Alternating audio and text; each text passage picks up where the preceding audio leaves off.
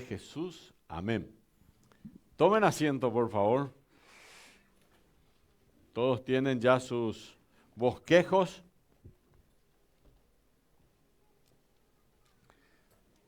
La otra semana tenemos el Día de la Madre. Vamos a estar súper contentos de tener a todas las madres acá. Va a estar muy bueno.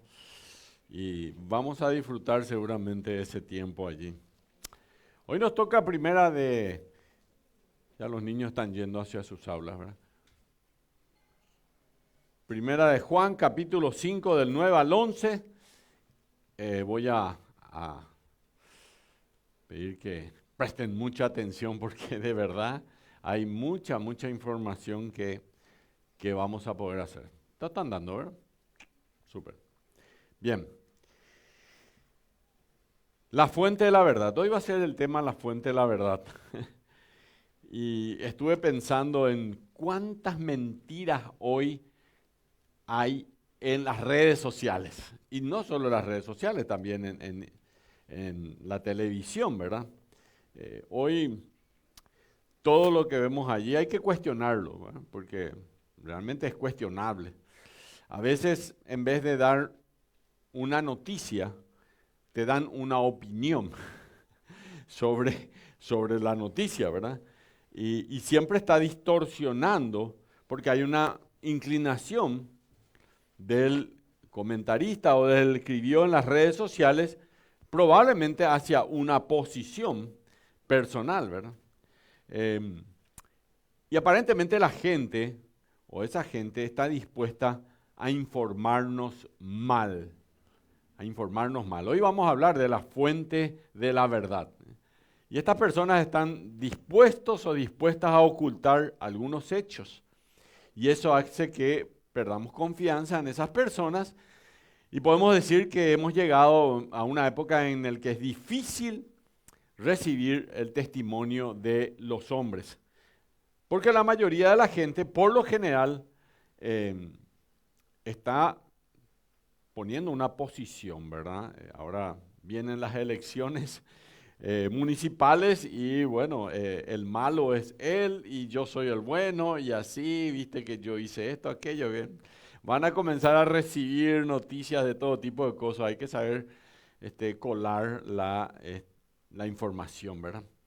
Eh, la gente busca generalmente y el deseo detrás de esto es, y por el cual se llevan a cabo encuestas, es porque la gente busca influencia, busca popularidad. Eso es para ellos muy importante.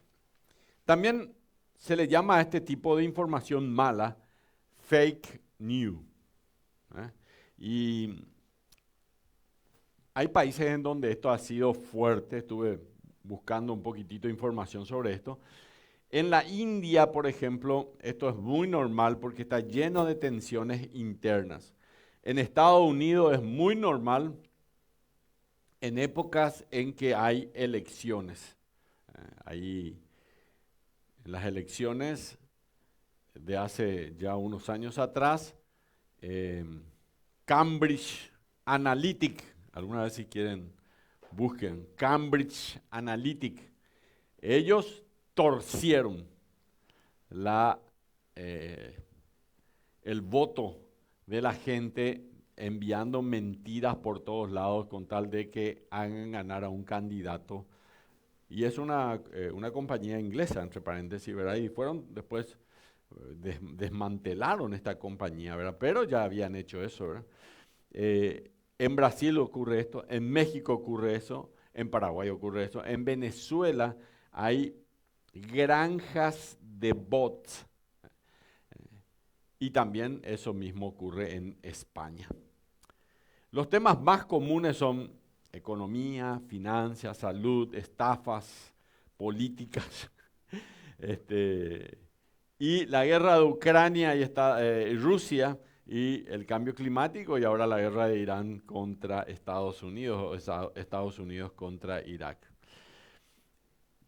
Existe hoy también montajes, y esto es muy importante, ustedes saben, también como director del colegio, les digo, existe hoy montajes que se hacen a partir de los mismos adolescentes que ya están en el primero, segundo y tercer año de la media, que montan, por ejemplo, figuras pornográficas con sus compañeras o compañeros. Y entonces resulta ser que el año pasado en Argentina, aquí nomás cruzando el río al otro lado, una una joven de 17 años se quitó la vida porque le habían enviado lo que habían hecho ella y cómo eso estaba teniendo tanta gente que le había dado me gusta cuando en realidad ella no se había quitado esa foto, ¿verdad? Se dice que el 30% de las muertes por suicidio de los adolescentes en América Latina se atribuyen directamente a consecuencias del bullying digital en el tiempo escolar, ¿verdad? Y generalmente hay motivaciones allí de todo tipo. Entonces, si nosotros recibimos, voy a ir enseguida ya al tema, el testimonio de los hombres, y la gente lo hace, ellos son influenciables o influenciados por esto, y entonces somos engañados. Y si dice la televisión, o si dicen las redes sociales, o si está impreso en algún lugar, la gente lo cree normalmente. Y hay muchas personas que creen lo que oyen, creen lo que leen, pero tristemente, y aquí voy, no creen en el testimonio de Dios. No creen en el testimonio de Dios. Primera de Juan, capítulo 5. Ya estamos terminando despacito este libro, pero nos falta varias lecciones todavía. Capítulo 5, versículo 9, dice así: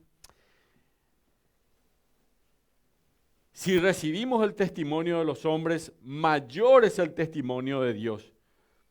O sea, estás, Nico, leyendo las redes sociales y vas a creerle más a las redes que al testimonio de Dios. Esto es lo que está diciendo Dios.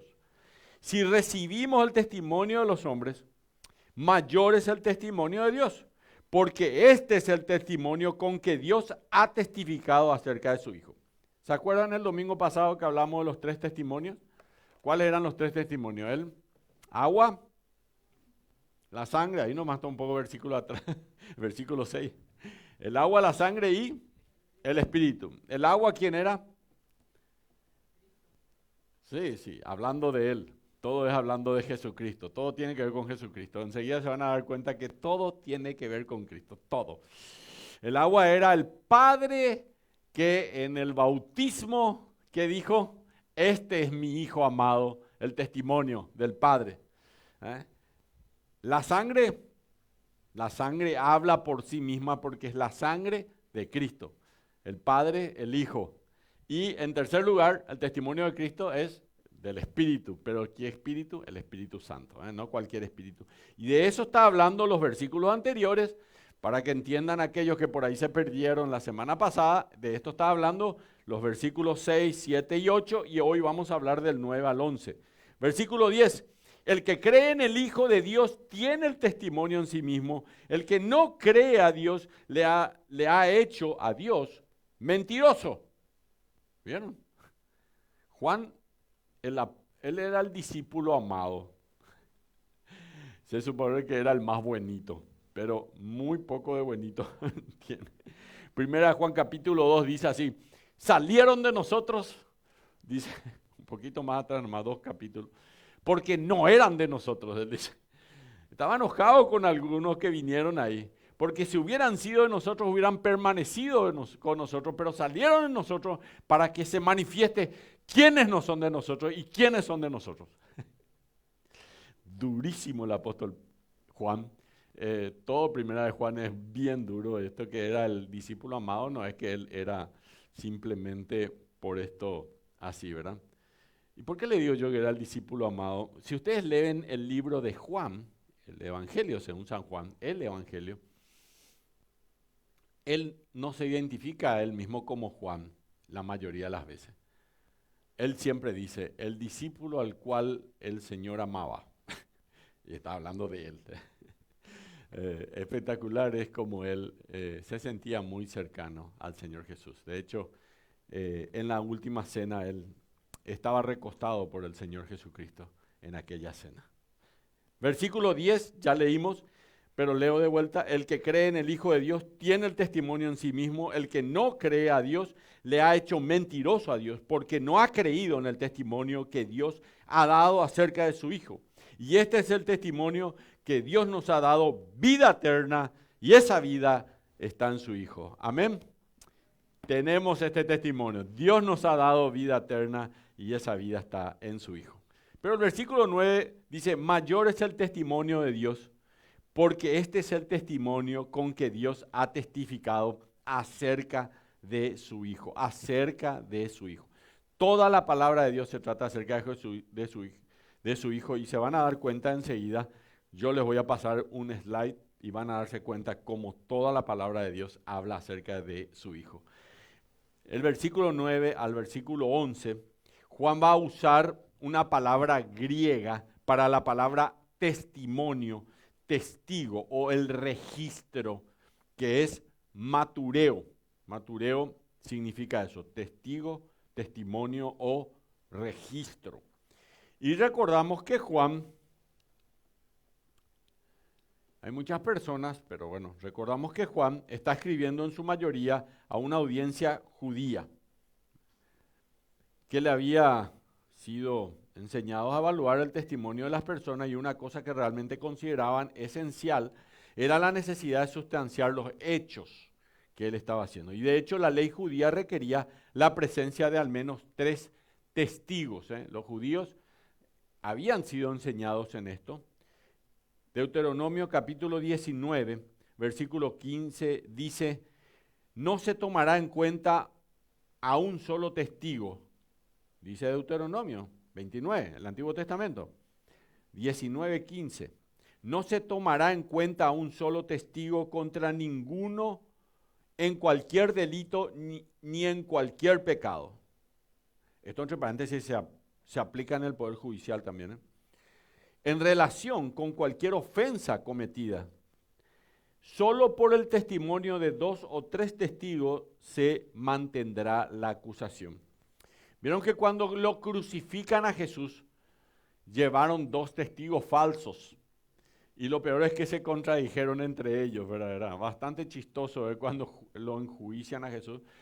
No era chistoso que lo hayan enjuiciado, pero que no se hayan puesto de acuerdo aquellos testigos. Eso sí era bastante ridículo, digamos, en ese momento. Justamente si vas a mentir, por lo menos llévate el argumento, ¿verdad? Las cortes judías no permitían que cualquier persona también sea testigo. Sabemos, gracias a los registros históricos que hay de esto, que ellos no permitían, por ejemplo, testificar a una persona que tuviera un registro criminal. Si él ya es un criminal, él no puede ser el testigo. Tampoco el falso testimonio, tienen que saber esto, que el falso testimonio en una corte era penado con pena de muerte. Lo mataban. Ellos tampoco permitían testificar a nadie que fuera a un sospechoso de cometer fraude. Si alguien era sospechoso de cometer fraude, no iba a testificar tampoco. O algún tipo de deshonestidad financiera que haya hecho. Y esto también hacía no ser testigos nunca los cobradores de impuestos, los publicanos.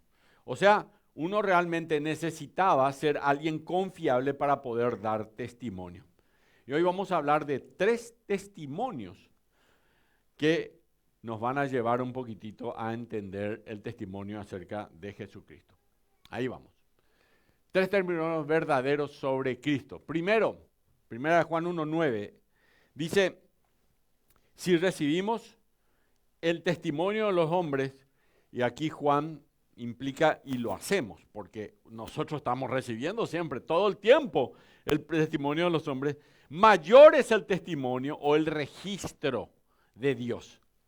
¿Cuál es el registro de Dios? Su palabra. Vamos a ver después, pero en primer lugar vemos que mayor es el testimonio de Dios, porque este es el testimonio con que Dios ha testificado acerca de su Hijo.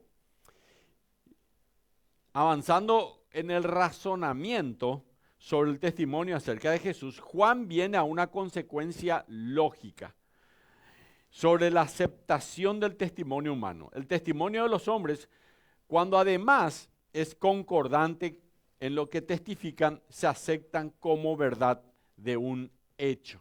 En general eso es normal, ¿verdad? Y con el testimonio de Dios, que es verdad absoluta. El testimonio de Dios no es que uno puede decir, voy a ir a pensarlo. El testimonio de Dios es verdad absoluta. Verdad absoluta. Y todo cuanto expresa en relación a algo o con alguien, no puede sino ser verdad. Cuando dice es verdad absoluta. En ese sentido, el testimonio divino es infinitamente más creíble en lo que es el testimonio de los hombres. ¿Entienden? ¿Vieron a que Pablo va a decir, dijo ya lo importante? Porque había acá una lucha, y voy a volver un poquitito a lo que dije la semana pasada, había una lucha entre el arrianismo, esta palabra no la van a, pero acá lo van a escuchar cada tanto, el arrianismo y la fe verdadera cristiana, el cristianismo. El arrianismo era una fe que ya se corría en las iglesias y que en Apocalipsis capítulo 2 el Señor Jesucristo va a hablarle a la iglesia fuertemente. Ya había unas cuantas herejías en las iglesias cristianas. Y por eso en el año 125, Ireneo de Lyon, discípulo de Policarpo, que era discípulo del apóstol Juan, escribió un libro que se llamaba Contra las herejías, que es de este tamaño. Imagínate la cantidad de papiros que habrá sido eso para que el libro tenga este tamaño, ¿verdad? Ese libro también tenemos manuscritos de ese libro, casi 200 manuscritos, no como los bíblicos que tenemos muchísimos más, ¿verdad? Y Ireneo de Lyon no es bíblico ese libro, ¿verdad? Pero él ya escribió contra las herejías y ya decía el arrianismo que creía, el arrianismo, ¿qué es lo que creía? Que Jesucristo no vino en carne, que él realmente no murió en la cruz. ¿Quiénes son arrianos hoy día? Bueno, primero el Islam. El Islam dice que se desmayó nomás Jesús y que había otro crucificado, pero él no, ¿verdad? ¿Quién más es el arrianismo? Los mormones. Los mormones dicen que hay un solo Dios, pero Jesús, y está todo muy bien con él, pero él no murió, no, todo eso se hizo mal la Biblia. Por eso ellos tienen un libro que es el libro mormón, y lean en el libro mormón si alguna vez lo pueden ver. Pero si no creen, yo tengo en mi oficina, ¿verdad? Dice abajo otro evangelio. ¿Por qué hay otro evangelio? Entre paréntesis, lean Gálatas capítulo 1 y digan, si algún otro viene diciendo que ángeles le han hablado, otro evangelio, el tal sea anatema, dice. ¿Y quién viene y te dice que un ángel le habló? El ángel Moroni, ¿verdad? Los mormones. Justamente ahí dice eso que iba luego a pasar, ¿verdad? Y además de ellos están los testigos de Jehová. Los testigos de Jehová también ellos dicen, hay un solo Padre, no hay Hijo, no hay Espíritu Santo, son todas cosas diferentes y un montón de otras cosas más que no están de acuerdo con nosotros. Entonces, esto que estamos leyendo era en contra del arrianismo que hasta hoy existe y que hasta hoy es fuerte. Le leía el jueves al grupo pequeño justamente en Segunda de Juan, donde Juan decía que a aquellos que vienen con una doctrina de ese tipo no le abran la casa, ni le reciban. Yo sé que son chulinas también. Pobrecito, estos jovencitos, estas lindas jovencitas, o testigos de Jehová, o los mormones vienen, golpean tu casa. La Biblia dice que ni siquiera le abran la casa, ¿verdad? O sea, la idea es que no le escuche. Si es que él le va a escuchar acerca del Evangelio. Yo tuve la oportunidad en mi casa en mi casa materna, paterna, vivíamos en Ciudad Nueva, en el barrio Ciudad Nueva. Allí vino a vivir un muchacho porque iba a estudiar en la universidad y le alquilábamos, ¿verdad? Hacíamos todo lo que podíamos con tal de sobrevivir. Entonces le alquilábamos una pieza en mi casa y él era testigo de Jehová. Testigo de Jehová. Y bueno, comenzó como testigo de Jehová. Una semana después ya tenía dudas sobre los testigos de Jehová y 15 días después ya era creyente. Después vino su hermana a vivir con él allí, porque también venía para estudiar un año después, y también su hermana ya era creyente. Y bueno, fueron llevando, o sea, si están dispuestos a escuchar la palabra de Dios, hay que hablarles, ¿verdad? Pero si vienen solamente para hablar de ellos y te cierran los oídos. Tú una vez una persona me dijo, necesito que vengas a mi casa porque tengo una tía que es testigo de Jehová y quiere hablar contigo. Yo era joven, tenía 20 años más o menos, 19 años. Y me fui, claro, ¿verdad? Y ella era testigo de Jehová. Y yo comencé a mostrarle lo que dice la palabra de Dios. Y cuando ella me trajo su Biblia, porque es una Biblia tergiversada, entre paréntesis, no es igual a la nuestra, hay muchos versículos bíblicos que recortaron y otros cambiaron. Yo le dije, igual tráeme tu Biblia, te voy a mostrar en tu Biblia que Jesús es el Señor y que existe la Trinidad, el Padre, el Hijo y el Espíritu Santo. Y le pasé por los pasajes bíblicos, ¿verdad? Ella se levantó de la mesa, empujó la mesa y dijo, sos maldito, vos sos del diablo. Yo así, bueno, si ya no tenemos nada que hablar, le dije, yo creo que me voy acá a tu casa, le dije a este muchacho. Le dije, bueno, la cosa es que la gente no quiere escuchar la verdad. Hay comezón de oír, dice la palabra de Dios. Se rascan cada vez que van a escuchar la verdad, no quieren escuchar la verdad. Y esto es lo que está diciendo el apóstol Juan. Así que el primer testimonio que tenemos es el testimonio inmortal. Si recibimos el testimonio de los hombres, implica, lo hacemos, mayor es el testimonio de Dios, porque este es el testimonio de Dios, ha testificado acerca de su Hijo.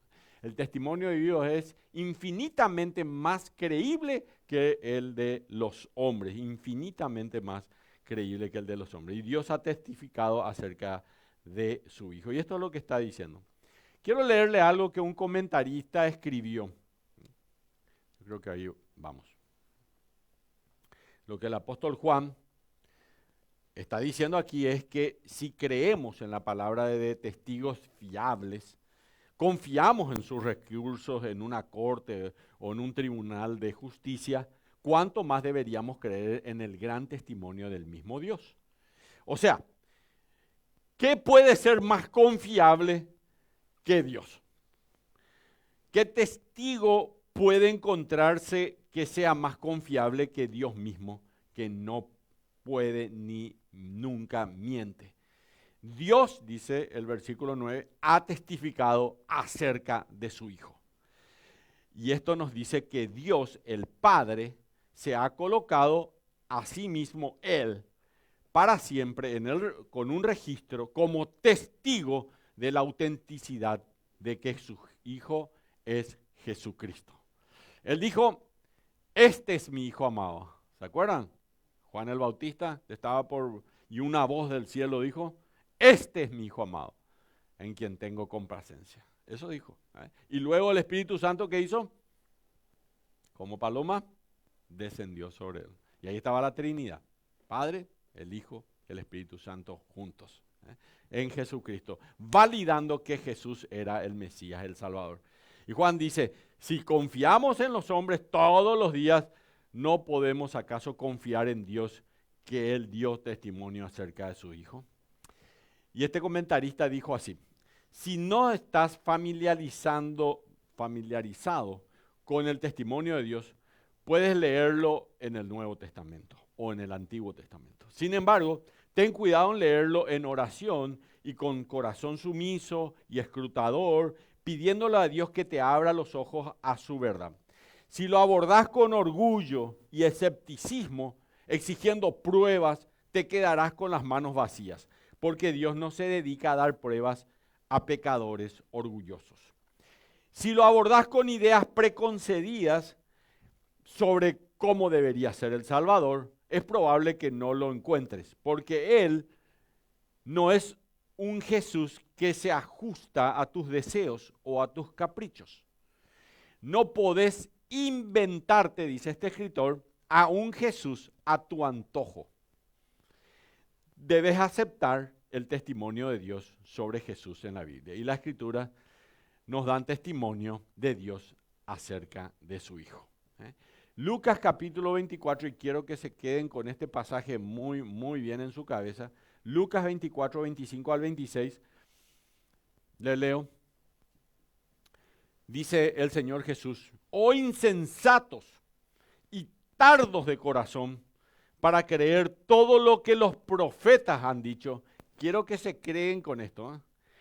No era necesario que el Cristo padeciera estas cosas y que entrara en su gloria. ¿A quién le está hablando Jesús? ¿A quién? A dos de sus discípulos que iban camino a Emaús. Jesús resucita y se le aparece a dos de sus discípulos camino a Emaús. De Jerusalén a Emaús, 11 kilómetros. Se va caminando con ellos. Ellos no se dan cuenta que era Jesús. Le hace como que él no sabía mucho sobre qué es lo que pasó ahí en Jerusalén. Y no, lo que pasa es que estamos tristes porque resulta ser que nosotros pensábamos que Jesús era el Mesías, que nos iba a liberar de los romanos. Y nosotros estábamos esperando, pero resulta ser que hace 2 días atrás, 3 días, ya había resucitado Jesús. Hace 3 días atrás resulta ser que fue crucificado, ¿verdad? Y hay unas mujeres por ahí que dicen que resucitó, ¿verdad? Lean el pasaje, Lucas capítulo, así mismo como le estoy contando. Y se iban tristes, meditabundos, caminando a Emaús, ¿verdad? Y se le aparece Jesús para alentarlo. Y en un momento, ya parece le dio rabia ya el Señor Jesús. Oh insensatos y tardos, todavía no le veían, para creer todo lo que los profetas han dicho. No era necesario que el Cristo padeciera estas cosas y que entrara en su gloria. Y el versículo 27 remata. Y comenzando desde Moisés, ¿Moisés qué escribió? Génesis, Éxodo, Levítico, Números, Deuteronomio, los 5 primeros libros de la Biblia. El Pentateuco le llaman a los judíos a esto. Y dice que Jesús dice, y comenzando desde Moisés, desde Génesis, y siguiendo por todos los profetas, Isaías, Ezequiel, Abdías, Daniel, Miqueas, Malaquías, etc. Y por todos los profetas les declaraba en toda la escritura lo que de él decían. Lo que de Jesús se dice en toda la escritura. Les voy a mostrar en un ratito más. En toda la escritura, en toda la escritura. ¿Y qué tenemos que hacer con este testimonio? Ciertamente recibirlo y creerlo. Aceptar ese testimonio y rechazar este testimonio tiene consecuencias. O estás en el cielo o estás en el infierno. O tenés la vida eterna o preferís creer en cualquiera en vez de creer en el Señor y en su palabra. Tu decisión hoy tenés que tomar. ¿Saben qué dice el Señor Jesús, el apóstol Pablo? He aquí ahora el tiempo aceptable, he aquí ahora el día de salvación. ¿Y saben por qué dice eso? Porque mañana puede ser tarde. He aquí ahora el día de salvación. Hoy es la oportunidad de decirle a Cristo, Señor, quiero que seas mi Salvador. Y me gustaría orar un segundo nada más. Y aquellos que quieran aceptar el testimonio de la verdad y quieran rechazar la mentira, quiero que oren conmigo esta oración allí en el fondo de su corazón y le digan a Jesús, Señor Jesús, hoy acepto que tú eres el Salvador, que tú eres el Señor. Hoy acepto que tú moriste para salvarme. Acepto que tú derramaste tu sangre por mis pecados. Y acepto en mi corazón a Jesucristo, a ti Señor, como mi Señor y mi Salvador. Te pido perdón y me arrepiento, Señor, en el nombre de Jesús. Amén. Y como dice la palabra, si alguno está en Cristo, nueva criatura es. Vamos al punto 2. Este es el pasaje. En las Escrituras nos dan claramente, oh insensatos y tardos, para creer todo lo que los profetas han dicho, no era necesario que el Cristo padeciera estas cosas y entrara en su gloria. Y Lucas añade en el versículo 26, comenzando desde Moisés y por todos los profetas les declaraba todas las Escrituras lo que de él decían. ¿Quieren saber? ¿Sí? En un ratito más. Voy rápido, voy a tratar de ir rápido porque imagínense que le voy a leer los 66 libros de la Escritura y le voy a decir qué dicen cada uno sobre Jesús. En un minuto más, pero no creo que lea todo porque si no nos vamos a quedar hasta la medianoche, ¿verdad? Pero bueno, voy a tratar de hacer lo más rápido que pueda. Segundo punto, el testimonio interno. Primera de Juan capítulo 5, versículo 10. Primera de Juan capítulo 5, versículo 10. El que cree en el Hijo de Dios tiene el testimonio en sí mismo. Esto dice, Juan no solo está señalando el registro inmortal del testimonio de Dios, que es lo que vimos anteriormente, sino también el registro interno del testimonio de Dios. Tener testimonio en sí equivale a atesorarlo en un corazón y hacerlo suyo como verdad de fe. Debe extenderse también al testimonio que el Espíritu Santo da. Como Dios da al creyente que lo posee por haber creído en Cristo. El testimonio del Espíritu Santo. Primero el testimonio, vimos ya, de Dios, ¿verdad? El testimonio de la palabra y ahora el del Espíritu Santo. Romanos 8:16 dice, el Espíritu mismo da testimonio a nuestro espíritu de que somos hijos de Dios. Y el Espíritu acá está en mayúscula, y da testimonio ¿a cuál? A nuestro espíritu, está en minúscula. Lean su Biblia si quieren. Romanos 8:16, ¿vieron? Hay el hombre es cuerpo, alma y espíritu, no se olviden. En el cuerpo sabemos cuál es que hoy nos peinamos y nos pusimos bien, nos abrigamos porque tenía frío, ese es el cuerpo. El alma es nuestras emociones, nuestros sentimientos, lo que nos duele, aquello, eso somos nosotros. A algunos les duele cuando pierde su equipo de fútbol o pierde el campeonato, no voy a hablar de eso. Perdón. Y a algunos les duele otra cosa, ¿verdad? Les duele cualquier otra cosa y todos somos así. Yo también tengo los mismos sentimientos, emociones, somos diferentes. Pero también está el Espíritu, y el Espíritu es lo que nos conecta con Dios a cada uno. El Espíritu nos conecta con Dios. Hay un deseo del ser humano, vayan a Eclesiastés capítulo 3. No puedo leer todos los pasajes, ¿verdad? Pero dice la palabra de Dios que hay en el corazón del hombre una añoranza por la eternidad. ¿Y por qué? ¿Por qué nosotros buscamos la eternidad? Y porque nuestro espíritu nos dice que en algún momento nosotros éramos seres humanos, los seres humanos fuimos creados para una eternidad. La caída de Adán y Eva hizo que salgamos de esa eternidad, pero Dios nos creó como seres eternos. Y de hecho, vamos a ser eternos en el cielo, y aquellos que no van al cielo van a ser eternos, porque la condenación es eterna, dice Apocalipsis, en el infierno, por siempre y para siempre. Eso dice la palabra de Dios. Así que Pablo lo mismo dice en Gálatas. Gálatas dice, por cuanto sois hijos, Dios envió a vuestros corazones al Espíritu Santo de su Hijo, el cual clama en tu corazón, Abba Padre. Abba Padre es papito querido, padre querido, eso. En 1 Juan 2:27 dice Juan, pero la unción, el Espíritu Santo es la unción, el testimonio interno que está en nosotros, por eso es un testimonio interno, que vosotros recibisteis de Él, permanece en vosotros, y no tenéis necesidad de que nadie os enseñe, no tenéis necesidad de que nadie os enseñe. Yo repito las cosas que quiero que se les quede en la cabeza. Así como el Espíritu Santo, la unción misma, os enseña todas las cosas y es verdadera y no es mentira. Según ella os ha enseñado, permaneced en Él.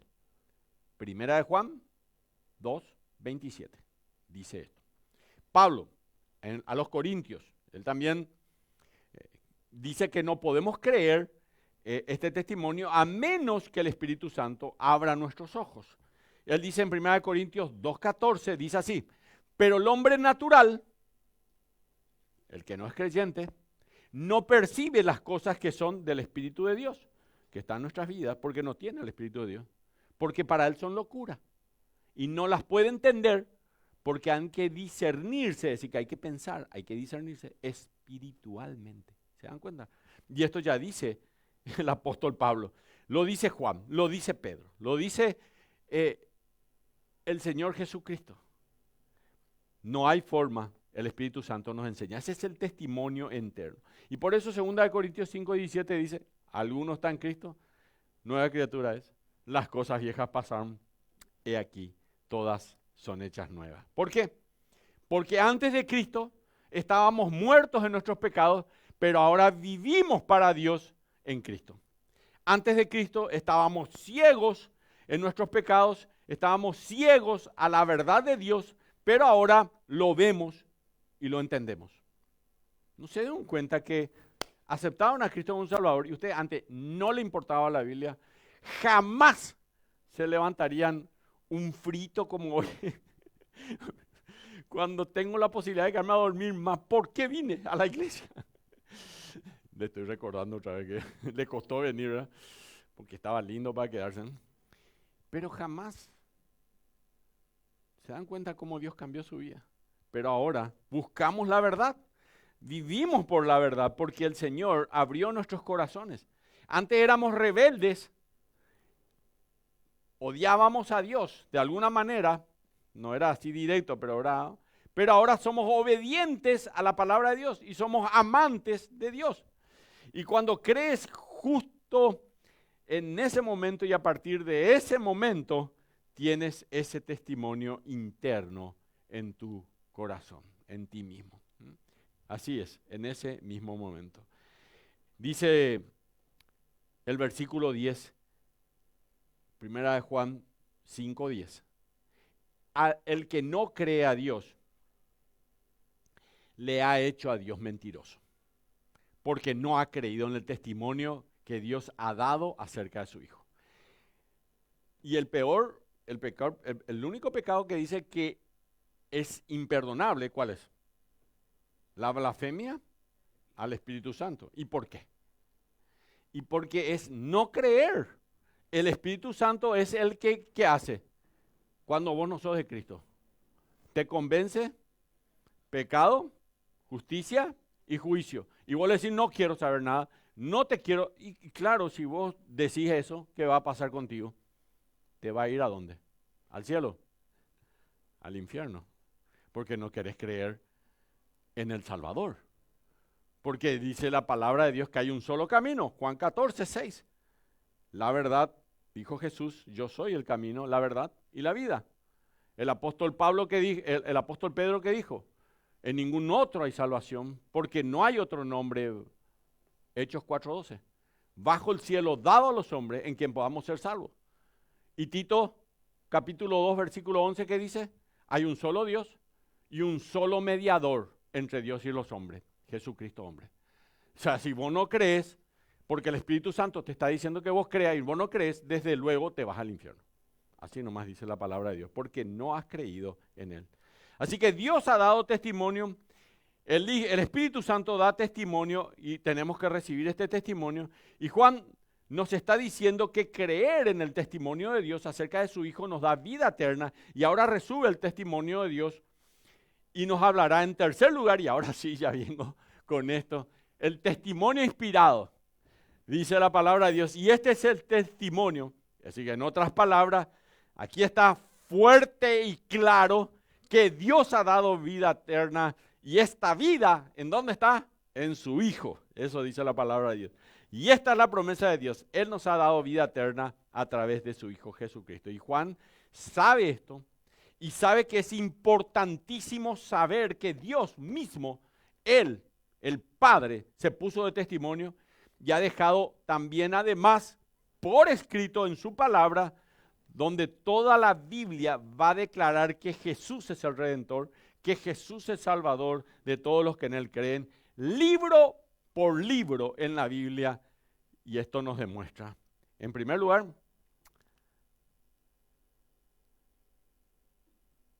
este no es el último que yo le pasé a... No es, pero les voy a leer porque no es, ¿verdad? Pasaron otra vez el mismo anterior, pero no importa. Yo les leo rápidamente.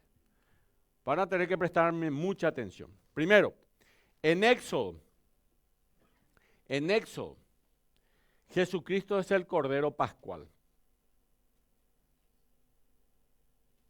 Si ustedes van ahí en su Biblia y comienzan a ver el índice, ahí, pueden escribir al lado.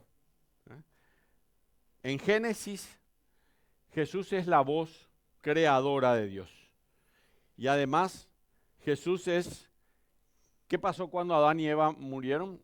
Cuando pecaron, perdón. ¿Qué le dijo Dios a Adán y a Eva? Que de la simiente de la mujer iban a ser alguien que va a herirle en la cabeza, le va a aplastar la cabeza al diablo, una herida de muerte. ¿Y qué iba a hacer el diablo? Tú le herirás en el calcañar, que no es una herida de muerte. El calcañar es acá el talón, ¿verdad? Se ha comprobado, entre paréntesis, para que sepan, porque yo he visto fotos de esto, que los romanos, una de las maneras que también crucificaban era, desde luego lo crucificaban así, pero que además desde atrás de la cruz le ponían un clavo largo y le perforaban el calcañar justamente, ¿verdad? Ya hay crucifixiones, restos humanos de crucificados que hicieron esto. No vayan a creer que los 3 que estaban en la cruz fueron los únicos crucificados en la historia, ¿verdad? Muchos más fueron crucificados, muchísimos más. Hay libros sobre esto que no les recomiendo tanto que lean, pero hay libros sobre esto. Y era muy normal, ¿verdad? Y la crucifixión no es una cosa romana, sino también es de los persas. Irán, que ahora está en guerra con Estados Unidos. Ellos inventaron eso porque ellos creían de que esta gente era impura y no tenía que morir tocando la tierra, sino que colgada. Entonces por eso lo alzaban y lo colgaban, ¿verdad? Y lo crucificaban ahí. ¿Y cuánto tiempo duraba una crucifixión? Duraba días muchas veces, días. ¿Por qué Jesús muere en 6 horas? Y él fue golpeado brutalmente por los romanos de una manera inhumana totalmente. Había ya perdido sangre, había perdido fuerzas, ya no podía respirar y termina muriendo asfixiado. Prácticamente es un poco la manera en que él muere en la cruz del Calvario, ¿verdad? Y a los otros ladrones en la cruz, ¿qué hicieron para matarlo? ¿Ah? Le rompieron las piernas. ¿Y por qué? ¿Por qué le rompen las piernas? Porque cuando vos estás allí sobre algo, necesitas, o si no vas a morir asfixiado, te impulsás y respirás y aspirás y te devuelves. Cuando le rompen la pierna ya no se podían levantar. Y ahí se mueren inmediatamente. ¿Y por qué le matan enseguida?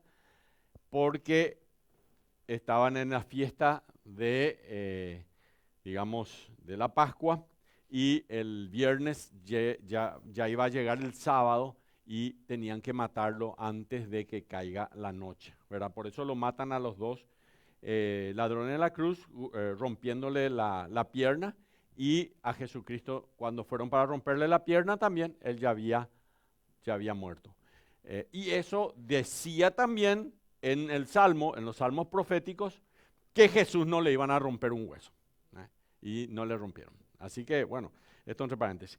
En Éxodo están saliendo de Egipto y Jesucristo, aparece ahí como el Cordero Pascual, cuya sangre protege a su pueblo de la ira de Dios. Él es el maná del cielo y el agua de la peña.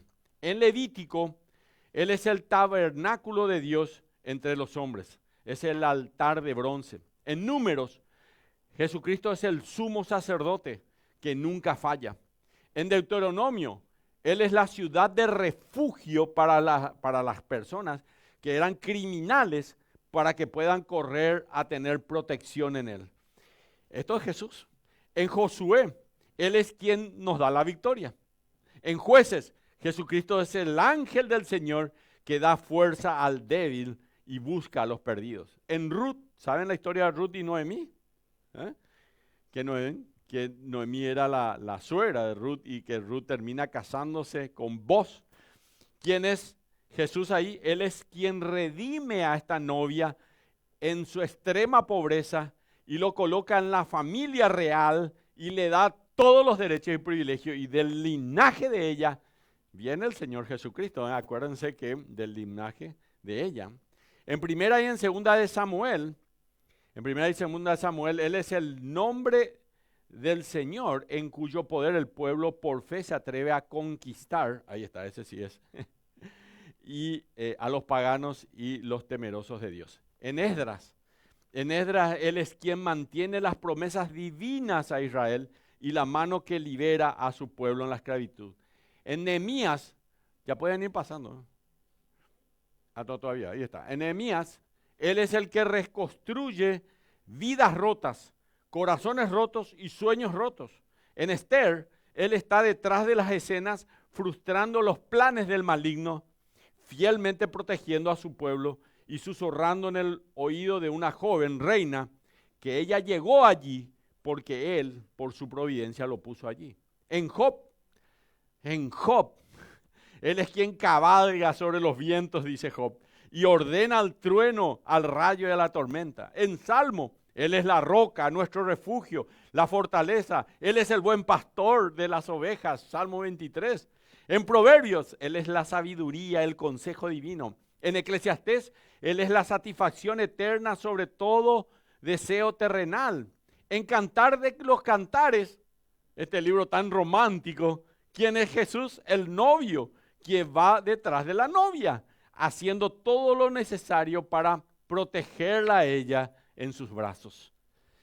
Ese es Jesús contigo también, y ese es Jesús conmigo. En Isaías, Él es el Salvador sufriente, que será molido por nuestras iniquidades. Jesús, como dice Isaías 9:6, es el príncipe de paz. Aquel niño que es nacido, hijo nos es dado, el principado sobre sus hombros, llamará su nombre admirable, consejero, Dios fuerte, Padre eterno, príncipe de paz. Ahí está, ese es Jesús en Isaías. En Jeremías, Él es el renuevo de justicia, entregando juicio y equidad. En Lamentaciones, el Padre quien disciplina. En Ezequiel, Él es el poder de la resurrección que da vida a huesos secos. Tienen que conocer esa parte de la Escritura. En Daniel, Jesucristo es la piedra angular, rechazada por los reinos de la tierra. Él es quien destruirá los 10 reinos de la tierra y reinará sobre el mundo en gloria. En Oseas, Él es el marido fiel de su esposa. En Joel, Él es la esperanza de su pueblo. En Amós es la ira de Dios contra opresores, las promesas de la viña y los jardines. En Abdías, Él sube sobre el monte de Sión para juzgar a los reinos de este mundo. En Jonás, Jesucristo es el cumplimiento de la señal, los 3 días y las 3 noches. El Hijo del Hombre resucitará indicando la justicia de Dios y su poder de resurrección. En Miqueas es el que no retiene su ira por siempre, sino que se deleita en amarnos. Él es quien sepultará nuestras iniquidades y echará nuestros pecados en lo profundo del mar. Miqueas. En Nahum, Él es el tardo para la herida y el grande en misericordia. En su presencia tiemblan los montes se sacuden a la misma vez. Él es la seguridad para todos los que se refugian en Él. En Habacuc, Cristo es el resplandor de la luz. En Sofonías, Él es el que reunirá a los oprimidos, los enfermos y rechazados. En Ageo, Cristo es el Señor de los ejércitos. Imagínense a estos 2 discípulos caminando y Jesús le estaba diciendo esto. Toda la Escritura Él estaba diciendo, ¿viste? En cada parte de la Escritura se hablaba de Jesús, se hablaba de mí. Él no le decía de mí porque ellos no se daban cuenta que era Jesús el que estaba allí en ese lugar. En Ageo, Cristo es el Señor de los ejércitos, quien victorioso sacudirá los cielos.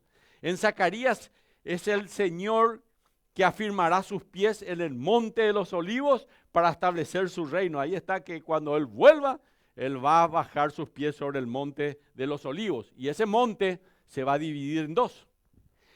En Malaquías, Jesucristo es quien se sienta sobre el crisol de este universo, afinando, limpiando y purificando a su pueblo como plata y oro.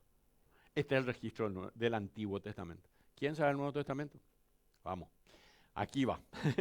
Yo le dije, tomen asiento, pónganse cómodos y aquí vamos. En el Evangelio de Mateo, Él es el rey de los judíos. En el Evangelio de Marcos, Él es el humilde siervo del Dios y Padre. En el Evangelio de Lucas, es el Hijo del Hombre, anunciado por Gabriel, el ángel. En el Evangelio de Juan, Él es el gran yo soy, la luz del mundo y el eterno Hijo de Dios. En Hechos, Él es quien comisiona a la iglesia para ser discípulos. Y hacer discípulos a las naciones. En Hechos dice, recibiréis poder y me seréis testigo en Jerusalén, en Judea, en Hechos. En Romanos, Él es quien nos escoge, nos justifica, nos santifica, nos protege y nos promete glorificación. Y en 1 Corintios, Él es quien autentifica nuestra fe. En 2 Corintios, Jesucristo es quien nos liberta. En Gálatas, Jesús es nuestro libertador. En Efesios, Él es la cabeza y el esposo de la iglesia. En Filipenses, Jesús es el Dios encarnado obediente, delante de quien toda rodilla se va a doblar. En Colosenses, Él es el superior e incomparable a todos los demás. En 1 Tesalonicenses, es el que viene en las nubes para arrebatar. En 2 Tesalonicenses, Él regresa a la tierra en poder y venganza con ángeles para derrotar a los hombres. En 1 de Timoteo, Jesús es el pago para redimir a su iglesia. En 2 de Timoteo, Él es la palabra predicada por los fieles ancianos, el reino venidero sobre todos los vivos y los muertos. En Tito, Él es la esperanza que anhelamos. En Filemón, Él es el emancipador de los esclavos, el que convierte a libres y esclavos en hermanos. En Hebreos, Él es el sacrificio final y el gran sumo sacerdote, 100% Dios, 100% hombre. En Santiago, Él es la sabiduría de lo alto y el que desarrolla nuestra fe. Y en 1 de Pedro, Él es la piedra angular de la casa. Y en 2 de Pedro, Él es el Salvador rechazado por el mundo, el cual va camino a su juicio el mundo. Y en 1 de Juan, Jesucristo es el purificador de nuestros pecados y la fuente de nuestra eterna victoria, que es lo que estamos viendo ahora. Y en 2 de Juan, Él es el gran divisor entre aquellos que siguen al gran engañador y aquellos que siguen al gran libertador. En 3 de Juan, Él es el nombre que prospera el alma y marca el camino de la verdad. En Judas, Él es quien cuida de que no nos alejemos. Y en Apocalipsis, Él es el Cordero, Él es el León, es el Alfa y el Omega, el principio y el fin, el Rey de Reyes y Señor de Señores, el único digno de honor, de honra, de gloria y de poder por los siglos de los siglos. Amén. Este registro ha permanecido fiel a través de los siglos. Fue inspeccionado por cada generación y cuyas promesas siempre han sido cumplidas en cada tiempo. Y Juan escribe, el que cree en este registro, el cual habla de Jesucristo, tiene vida eterna. Y esta vida está en y a través de y sostenida por y contenida en y entregada por y rodeada por y sustentada por nuestro Creador, el Dios Todopoderoso. Crean en este registro que dice Juan acá y van a vivir en el cielo para siempre. Dios ha dado una promesa eterna, la cual está registrada en la Biblia, y ese es el testimonio fiel. Eso es lo que dice, hay un solo camino, que es Jesucristo. Conclusión, ahí vamos. Espero que al salir aquí digan, esto no me esperaba de la Biblia. Es increíble la palabra de Dios. Yo le puedo decir, vos podés creer que 1500 años hay entre el libro más antiguo que es Job y el último libro que está, que es Tercera de Juan, 1500 años. 40 escritores que muchos de ellos jamás se conocieron y todos escribieron acerca de un Redentor, acerca de un Salvador. En el Antiguo Testamento, el Antiguo Testamento nos habla de Jesucristo, el que iba a venir, el Salvador, y hay que creer en el que va a venir. Y en el Nuevo Testamento hay que creer en el Jesucristo que ya vino y murió en la cruz del Calvario. Increíble es la palabra de Dios, increíble, increíble, realmente increíble. Entonces, la conclusión, primero, la vida eterna es un don de Dios, es un don de Dios, no algo que obtenemos mediante nuestras buenas obras o nuestros esfuerzos, no requiere ningún conocimiento secreto especial como enseñaban los herejes, como cualquier don, hay que conocerlo y hay que recibir a Jesús. Y si hay que ganárselo, entonces no es un don. Si hay que ganárselo, no es un don. Segundo, ve, el don de Dios es la vida eterna. Nada podría ser un don mayor.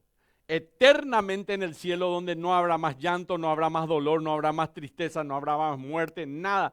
Debido a nuestros pecados estamos espiritualmente muertos, alejados de la vida de Dios, pero Dios nos da como posesión presente no solo la vida sin fin, sino también su propia vida. Él es el autor de la vida. Así que Jesús prometió que si creemos en Él, viviremos incluso si morimos. Y todo aquel que vive y cree en Él no morirá eternamente. Juan 11, 25 y 26. En otras palabras, la muerte física nunca nos va a privar a nosotros de la vida eterna con Dios. Tercero, Jesucristo lo es todo. Él es todo. Él es todo. Él es todo. Y con Él basta. Es suficiente siempre. Si lo tenés a Él, tenés vida eterna. Si no lo tenés, no tenés vida eterna. Como alguien ha dicho, el cristianismo es Cristo. Todo lo que Dios nos ofrece, lo ofrece en Jesucristo. Él es el único fundamento seguro y sólido de tu fe. Y la pregunta más importante del mundo es la que Jesús hizo a sus discípulos. ¿Y vosotros? ¿Quién decís que soy? Yo, dijo Jesús. Marcos 16, 15. Y la respuesta de Pedro es inspirada por Dios y es la única respuesta correcta. Pedro le dijo así: tú eres el Cristo, el Hijo de Dios viviente. Marcos 16, 16. Podríamos responder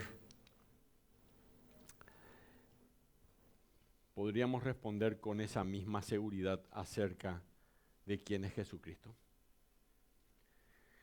¿Crees en el testimonio que Dios ha dado acerca de su Hijo? ¿Jesucristo es todo para vos?